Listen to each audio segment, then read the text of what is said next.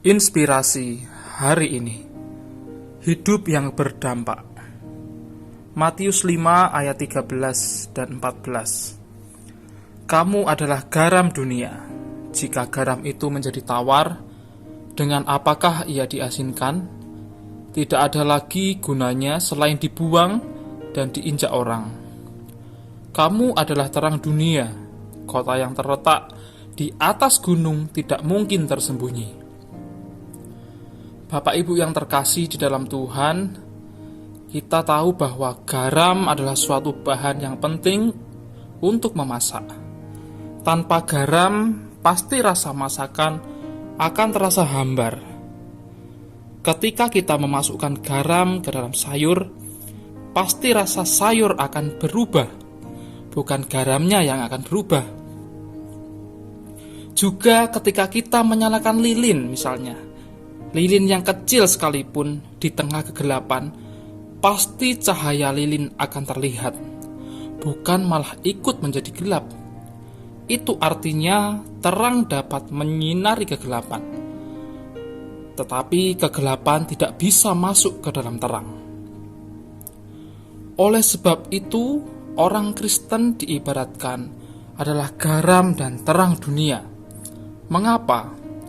Karena menjadi orang percaya berarti harus menjadi garam dan terang yang harus memberi pengaruh. Tuhan Yesus sendirilah yang mengatakan dalam firman-Nya bahwa kita adalah garam dan terang dunia. Kehadiran kita sebagai orang Kristen harus memberi dampak bagi dunia ini, bagi sekeliling kita, maupun di tempat kita bekerja, dan dimanapun Tuhan tempatkan. Kehidupan kita harus memberi pengaruh yang baik, bukan malah dipengaruhi oleh dunia ini, sehingga kita benar-benar menjalankan fungsi kita sebagai terang dan garam dunia.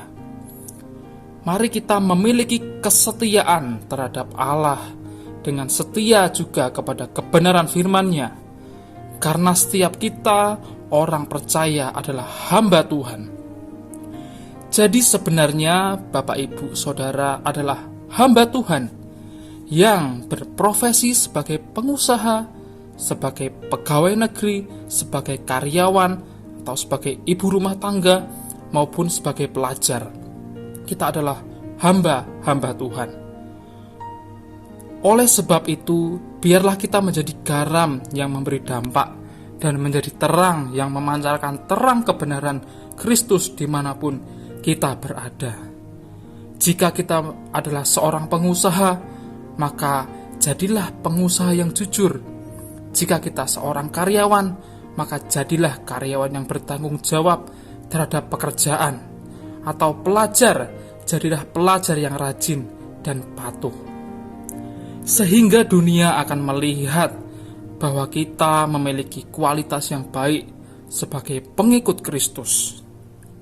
Mari kita ambil keputusan untuk semakin serius dalam keseharian kita untuk menjadi garam dan terang dimanapun kita berada. Tidak kompromi dengan hal yang melenceng dari firman Allah, supaya melalui kehadiran kita, hal-hal yang tidak benar menjadi terlihat, dan kita bisa memberi dampak perubahan yang baik dan benar bagi sekeliling kita, dan supaya nama Tuhan dipermuliakan melalui kehidupan kita. Amin.